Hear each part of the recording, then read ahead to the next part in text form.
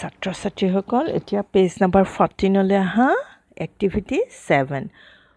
চাবা look at the pictures listen and repeat the words that show with action চোৱাচোন তোমালোকে ছোৱালী এজনী কি কৰিছে দুখন হাত লগাই দিছে তোমালোকেও চোৱাচোন জোৰকে দুখন হাত লগাই দিয়া তেতিয়া কি হ'ব ক্লেপ আমি যে হাত চাপৰি বজাও ক্লেপ হয়নে চকী এখনত তোমালোকে যেতিয়া বহিবা তেতিয়া কি হ'ব সিট তোমালোকে যে কাগজ মানে বেয়া কাগজ বেয়া বস্তুবোৰ দলিয়াই দিয়া নে যতে ততে নিদিবা এনেকুৱা বাস্কেট এটা দলিয়াই দিয়াটো কি বুলি কয় throw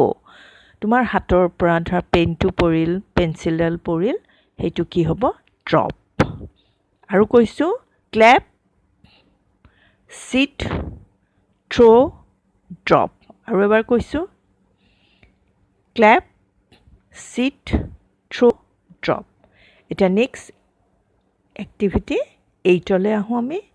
listen carefully let's try to arrange the picture in sequence ইয়াত কেটামান sequence দিয়া আছে picture কেটা arrange কৰিব লাগে a b c আৰু d দিয়া আছে এত কি আছে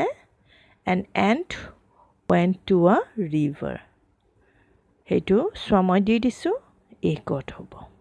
এটা b to সোৱা a dove saw the ant fall into the river মই এতিয়া দি দিছো সোৱা C to soa the dove said coo coo and dropped a leaf D to soa the ant climbed into the leaf it was saved